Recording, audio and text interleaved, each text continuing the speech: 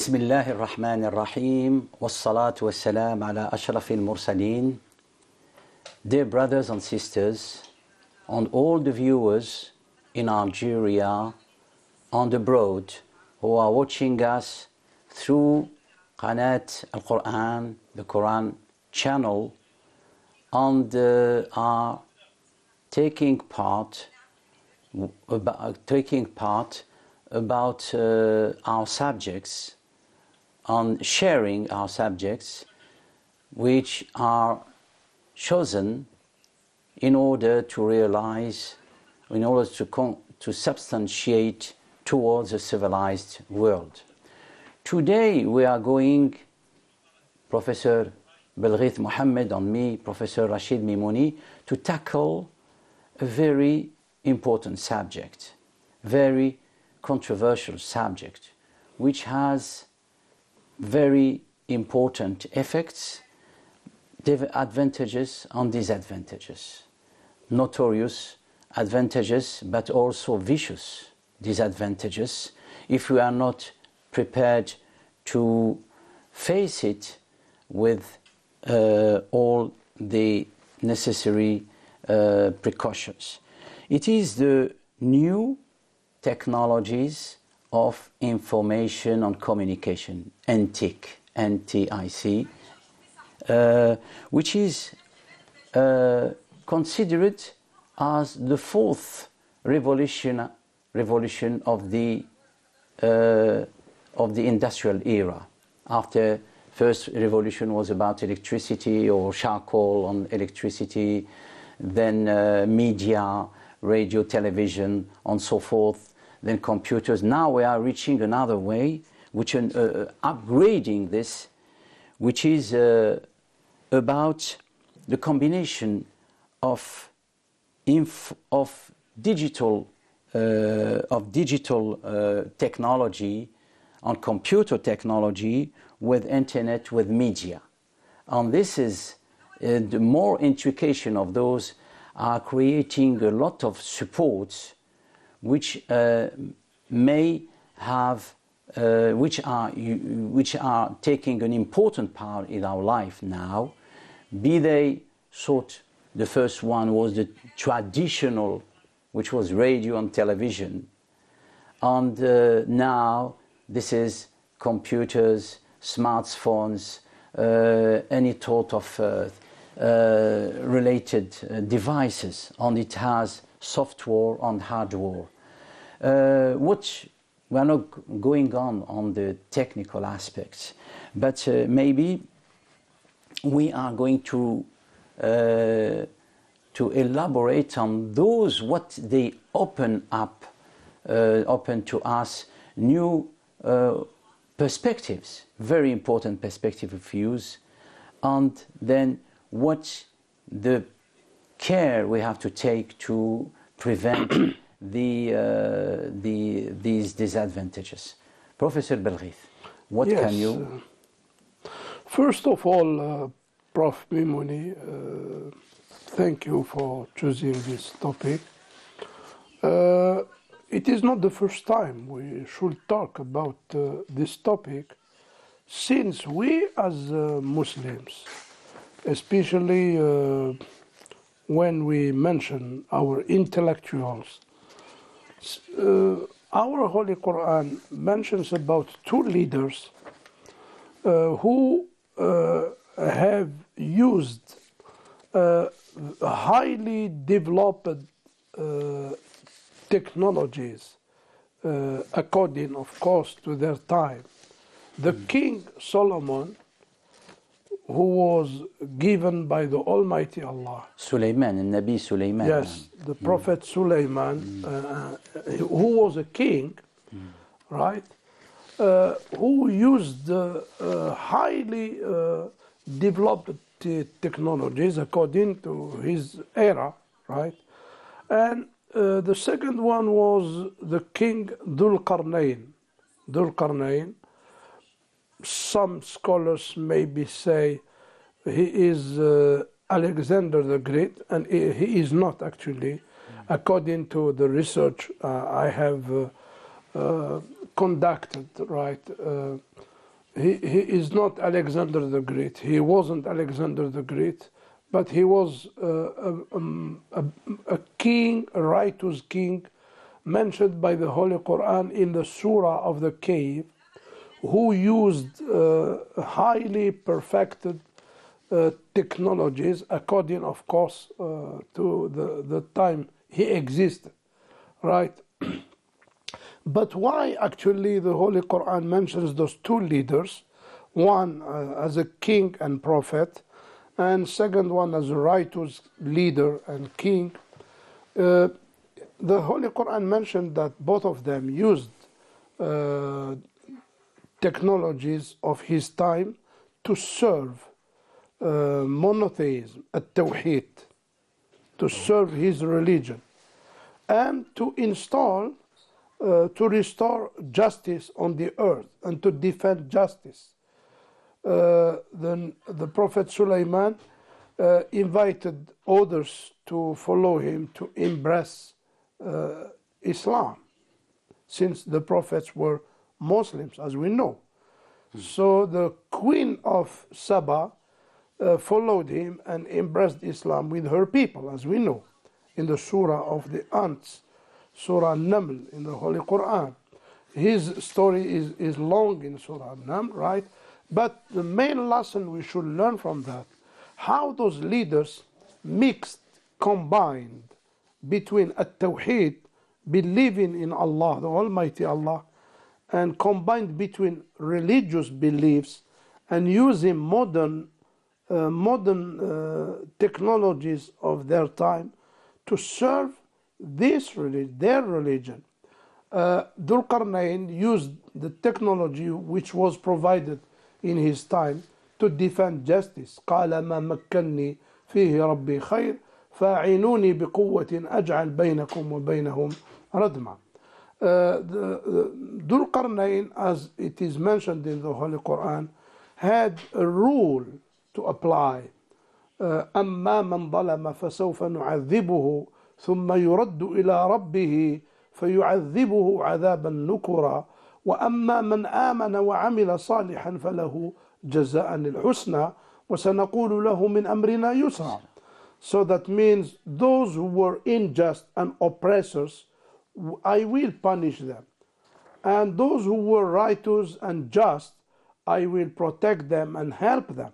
This is the rule followed by the king Dhul Qarnayn, and he used for that all the means, or maybe we can say with our own language, he used the technological means he got at that time to defend justice on the earth and to help needy nations and needy societies and needy countries.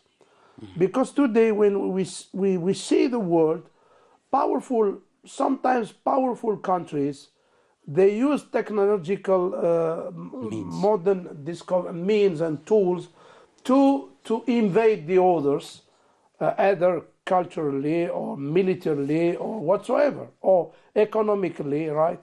And we see the difference between the mentality of invaders and the mentality of the righteous leaders who believed in the Almighty Allah, how they use their means, technological means and tools to defend religious beliefs and to defend justice and people's freedom and to help the needy countries.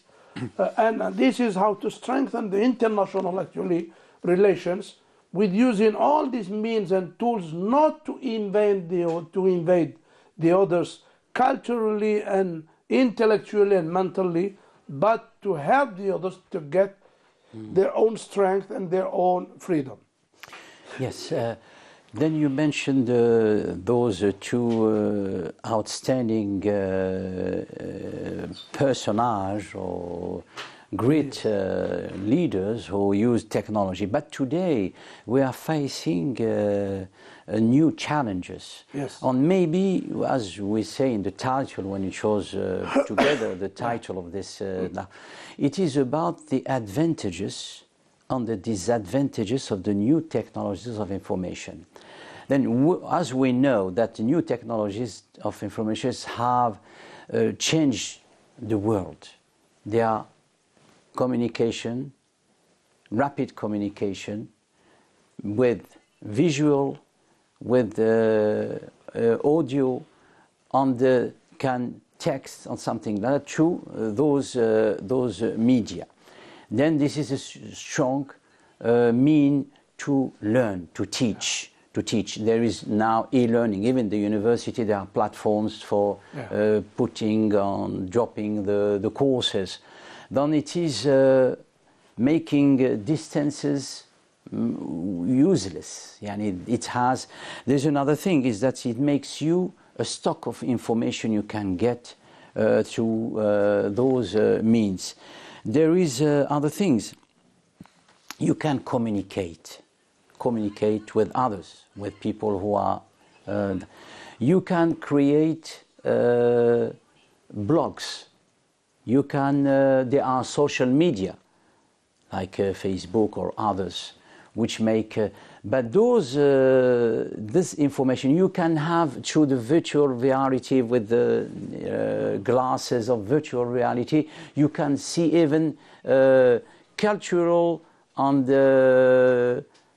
monuments or cultural events. You can see them. There is there is a lot of... you can do what they are calling now the work online work. That is, you can treat information and transmit it without being, like it was during the COVID period, the sanitary COVID period. People used to communicate informations about work on through computers, on through things. This is important. But maybe we can, if you want, abandon this sense. Maybe that those technologies are sometimes misused. And maybe, as time is always short, we can maybe, if you want, mention some of the things on what we have to prevent ourselves and our children. It's a nightmare for parents sometimes, those social media. There are two attitudes among people towards this technological progress and development. That's it. Right? There are people who think that these technological means and tools, they are bad, and we don't have to use them. We have to get rid of them. Yes, they have a pessimistic attitude or vision towards this thing, and this is an extremism actually. And there are others who use it with limitless ways, right? That means they become addicted, right? This is how addiction comes in, right? And both of the two attitudes actually are wrong, because mature populations, they know how to use, as you mentioned, these technological means and tools to develop their knowledge, to increase their information, to learn, to share knowledge with others, to strengthen international relations, for example, between nations and societies and countries. There are so many advantages which are very important, but it depends on the population who is using these means and tools. For people who are not mature enough, they use it in the wrong way. Maybe they use it even in useless things and useless programs and useless movies and drama, etc. Or maybe they don't learn anything in their knowledge. This attitude actually is wrong, and the other attitude, to use it with no limits, no bonds, that also is a wrong attitude actually. Yes. If please you want to yes, elaborate. I would. Yes. The thing is that, for example, learning, there are minute things, and they are very important things you mentioned. For example, when you use computer to learn, it's not like the presential courses. Yes. And maybe it makes people leave out, for example, reading. ما يقراوش من بعد. And there are studies that showing that as you make the misuse of those social media are making, even in Algeria or outside, that the students, pupils at schools, are not concentrated in their studies. They go sleepy when they are going at school, for example, without mentioning other things. For example, there are it can be used, every applications may be used in a wrong way. For example, if there is what you are saying now, they are التنمر, bullying. They may threat, harass people, girls or something like that through those media. They can be fraud, economic fraud, because it helps, for example, to buy books or buy anything or applications through those media, to those applications, new technologies, but sometimes they are under anonymous groups or individuals who are exploiting them in the wrong way, and they can catch your secret number of the account, for example, if you are not prepared for this. There are spyware, malicious spyware software, yes, which are drawing your information or spying you. It happens even between nations now. But then the security has to be. Here maybe, Prof, if you don't mind. Here we need to know that it is now, I think, confirmed that learning by internet or by these means and tools, technological ways, learning online, cannot replace the attendance in classes and reading books. None of them can replace the other, right? There should be a complementarity between both means here. This is first thing. Second thing, we cannot isolate ourselves from the world, right?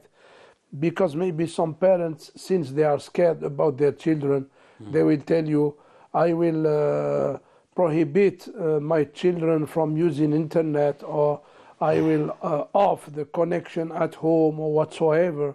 And this is also a wrong attitude. Actually, we need to monitor our children as parents and as teachers, and we need to give a formation of orientation and preparing our students either at the lower level or at the high level in the universities. We need to orientate them and to monitor them to avoid any kind of deviation or any kind of misusing these ways, because we know in the internet there is a deep web which is very dangerous. Where we have learned that there are 5 floors in the internet, and like in Algeria we have 12 million people who are using internet, maybe now more, and the internet got 5 floors. We have used, as some specialists say, we have used only 2 floors. That means the most dangerous floors of the internet are the 3rd, the 4th, and the 5th. And deeper you go, it is dangerous for our children and our students, right? There is a very, very dangerous ways of deviations, even criminal acts, as you have mentioned, some examples of them, right? So if we don't monitor our society, especially our teenagers, our students, our pupils at schools, that's what we need actually now. The point is that there is what we are calling a gap generation. Yes. الفجوة الرقمية والفجوة الجيلية. يعني the parents are not informed about this. Are not updated enough. Updated. For example, then there is another thing, is that, for example, as you mentioned addiction. The biggest addiction now, there are 2. The addiction to game addiction. the World Health World Organization said that game addiction is considered as the ninth, I think, the ninth addiction after alcohol, drugs, and something like that. It's considered as an addiction. What is the addiction symptoms? It is when you lose sleeping, when you change your feeding times of regular times. When you lose, you may lose. You have health implications. You neglect your duties. You neglect your duties. You may be as a Muslims. If my child or my student stays in front of the screen for 14 hours a day, 12 hours a day, right? And he doesn't perform his prayers. That's it. His 5 times prayers. This is actually educationally what to say, right? It's a tragedy, right? If my son or my daughter doesn't perform her prayers, they do not perform their prayers every day because of staying in front of the screen for more than 10 hours a day. This is already... There is another thing, which is another, but we have to say it, although لحية في الدين, it is that there are programs on the applications which are very dangerous, harmful, which is pornography. Pornographic. Even there are studies which are showing that the great film producers, I wouldn't mention the name, which are worldwide producers, they are producing even children, film for children, film for children, which are what they are calling the sexualization of children. بمعنى, instead of for children, they show them as if they have relations in things like that, which are maybe that leads to a normalization of this kind of things. Which was not in the past. When we buy, for example, books for children, we wouldn't scare about. Now there are films which are, then we will be frightened where the parents are thinking. Then I think we tackle some of the important issues. We should, the parents have to be aware of this, and there is the collaboration between education, the state, parents, in order to face this new ordeal. Mosques also. Mosques, so mosques, media, like media and something like that. Because now there are very dangerous sects who are working through internet and inviting our teenagers to follow some very criminal and dangerous sects through YouTube, right? Even to follow this kind of deviations and ethical deviations and crimes. The time has run out. We were engaged in a very important thing. Wassalamu alaikum wa rahmatullah.